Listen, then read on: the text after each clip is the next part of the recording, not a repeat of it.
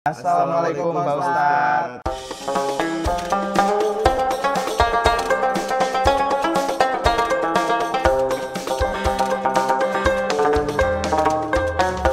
Waalaikumsalam.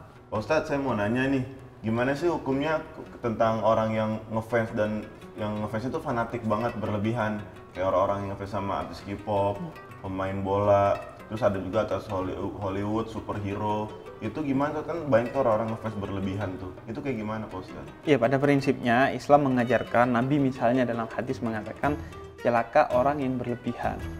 Berlebihan dalam segala hal, dalam makan, dalam mengidolakan, dalam segala hal. Bahkan dalam beragama pun, dalam beribadah, kita itu nggak boleh berlebihan. Misalnya maksain berdiri saat sholat, padahal dia lagi sakit, itu nggak boleh. Dalam ibadah aja itu nggak boleh berlebihan, nggak boleh memaksakan. Apalagi sekedar ngefans sama idola-idola kita, nggak boleh berlebihan. Lagian, kalau kita itu ngefans berlebihan, itu justru bukan hanya celaka bagi kita, tapi celaka bagi mereka yang di fans nih, yang kita fans pada dia. Misalnya, tahu nggak sih kalau Mahatma Gandhi itu yang bunuh siapa? Idolanya sendiri. Beatles yang bunuh idolanya sendiri. Aku kasih contoh yang agama. Sayyidina Ali bin Abi Thalib itu yang ngebunuh orang yang dulunya mencintai berlebihan sama Sayyidina Ali, yang disebutnya orang-orang Khawarij. Kenapa dibunuh, Pak? Karena fansnya ini merasa si idolanya ini udah gak sesuai sama pemikirannya. Misalnya Sayyidina Ali itu udah bersikap adil, yang sikap adilnya itu gak nyaman bagi orang-orang Khawarij ini. Maka kemudian dibunuh. Karena fans itu ketika udah ngefans berlebihan, maka dia akan ingin yang berlebihan juga. Termasuk kalaupun keinginannya itu udah gak normal, maka dia pengen, dan kalau gak tersampaikan akan melakukan hal-hal yang tidak baik. Emang kenapa Jum? Temen lo ada yang kayak gitu? Ada bang, jadi temen gue ada yang ngefans sama klub bola gitu. Itu serius, dia hampir nato lapangan klubnya di belakang. Itu serius bang. Ini Orang nato logo klub gitu bukan? Nah di sini ada logonya. Jadi pertama kali nato logonya di sini. Di belakang itu klubnya, dan gue tuh pernah ke kosan dia kan. Itu tuh bener-bener baju. Jadi uang jajan dia, uang kuliah dia buat beli semua atribut klub itu. Dan menurut gue itu terlalu berlebihan menurut. Nah itu salahnya. Tadi gue udah bilang bahwa jangan berlebihan. Yang kedua juga, walaupun tidak berlebihan, mengekspresikannya juga dengan sesuatu yang baik.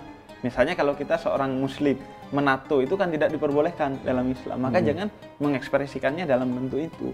Ekspresikan dalam bentuk hal-hal yang positif, yang itu bermanfaat bagi kita dan bagi orang yang kita fansnya. Misalnya mendoakan pemain bola tadi Jum. Semoga dia sama keluarganya. Dan doanya juga harus positif. Semoga klub ini menang gitu. Jangan semoga klub itu kalah misalnya. Ini mau nimpalin nih dari pertanyaannya Bocum. Contoh halnya kecil ya buat sendiri Bocum kalau misalkan gitu.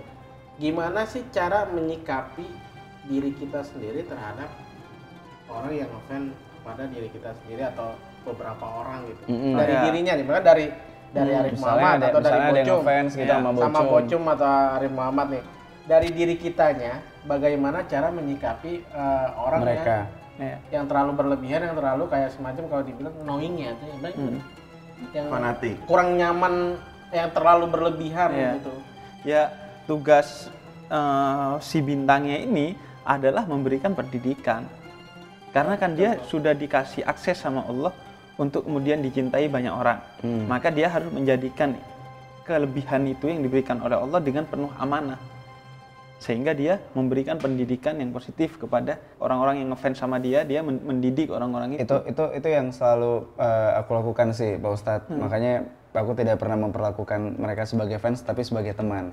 Iya. Pelajaran yang kemarin Cum, sahabat bukan murid Cum.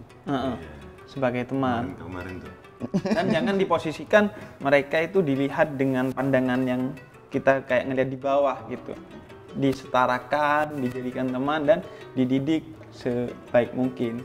Bahkan juga Ustadz juga harus mengakui bahwa fenomena itu bukan hanya soal pemain bola, bukan cuma artis K-pop, tapi Ustadz juga gitu. Kan ada tuh pengajian yang ngefans sama ustadznya dan nggak mau mendengarkan atau hadir dalam pengajian lain dan nggak mau mendengarkan nasihat ustadz lain. Itu fenomena juga. Padahal kita diajarkan dalam Islam, ambillah hikmah dari mana saja. Bahkan dalam satu pepatah Arab itu dikatakan, ambillah hikmah, maaf nih, dari bahkan pantat anjing. Jadi itu untuk menunjukkan bahwa dari tempat terburuk sekalipun, kalau memang ada hikmahnya, kita ambil hikmah itu, pelajaran itu. Berarti Jadi nggak boleh tuh yang namanya kita ngefans sama satu ustadz, hanya mau mendengarkan kalau diceramain, kalau dinasehatin ustadz ini. Karena leluhur para ustadz itu saja, misalnya para imam yang menciptakan madhab-madhab dalam Islam, tuh, aliran-aliran dalam Islam, mereka itu aja gak ngefans sama dirinya mereka sendiri. Mereka katakan, ini yang saya bisa berikan sebagai pelajaran. Tapi kalau kalian mendapatkan pelajaran yang lebih baik dari orang lain, silahkan, kata imam itu, ambil dari orang lain. Jadi imam-imam madhab itu yang mengajarkan kita tentang agama ini, bagaimana beribadah dengan baik, mereka aja bilang kalau ada kebaikan di orang lain dan kamu melihat kesalahan di saya, ambil dari orang lain. Jadi gak ada dasarnya itu hanya fanatik sama satu ustadz. Kita mendengarkan semua ustadz dan mengambil hikmah, nasihat dari semua ustadz. Bahkan yang bukan ustadz sekalipun, kalau ada kebaikannya, kita juga harus ambil. berarti ambil yang baik, buang yang jelek.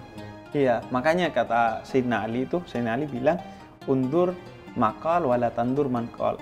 Lihatlah apa yang dibicarakan, jangan melihat siapa yang berbicara. Siapapun yang berbicara, kalau gak baik jangan diikutin. Dan siapapun yang berbicara, walaupun bukan ustadz, kalau baik kita ikuti. Sekalipun orang pemabuk. Sekalipun orang pemabuk, sekalipun apapun. Apa sih yang udah dijelasin tadi, bahwa pantat anjing Itu yang lebih buruk. itu udah Lebih buruk aja kita. paling buruknya udah Tapi kita kalau masih hikmahnya kita dibolehkan ambil. Dan dibilangnya bukan kebenaran tapi hikmah. Hikmah ini artinya bisa jadi yang keluar itu keburukan tapi kita ambil pelajaran. Misalnya dari pemabuk, kita ambil pelajaran. Wah, kita berarti kalau jadi pemabuk nih hidupnya akan repot kayak dia. Maka kita pelajarannya, hikmahnya jangan jadi pemabuk. Gitu. Kadang ada orang mabuk, perkataannya baik. Nah itu denger apa enggak tuh? Ya kalau Ya, misalnya kalau tadi dikatakan bahwa kalau perkataannya baik kita ambil, walaupun yang berkata orang yang tidak baik. Tapi Al-Quran juga mengajarkan kepada kita untuk selalu mengatakan apa yang kita lakukan dari kebaikan itu. Jangan cuma bisanya berkata-kata. Ini buat ustadz juga, ustadz-ustadz seperti saya, ini khususnya nasihat kepada saya. Sebaiknya mengatakan apa yang saya lakukan. Jadi fungsi saya sebagai teladan, bukan hanya bisanya nasihatin, kita gak melakukan. Karena Allah marah kepada orang yang hanya bisa berkata-kata tapi tidak melakukan.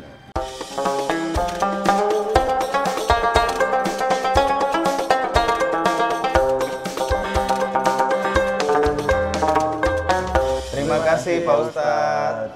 Buat kalian yang udah nonton, kalian bisa juga titip pertanyaan ke kita, akan kita tanyakan ke Pak Ustadz di episode berikutnya. Kalian tinggal tulis di kolom komen pertanyaan yang mau kalian tanyakan, Jangan lupa juga subscribe untuk follow terus video-video yang bermanfaat ini. biar nggak ketinggalan kalau ada video baru. Terus bisa dinyalain juga loncengnya. Terus jangan lupa videonya kalian share ke teman-teman kalian, ke Instastory, ke grup WhatsApp keluarga. Oh, ke grup WhatsApp keluarga Ya, boleh WhatsApp. sih. Ke grup WhatsApp keluarga. WhatsApp kelas. Arisan, Angkatan. kelas, temen geng kantin, anak geng tongkrongan, Iya, yang anak terserah. motor, Pokoknya intinya semuanya kalian share. boleh kalau mau nge-share video ini, dan jangan lupa subscribe. Satu kebaikan untuk semuanya. Apa itu?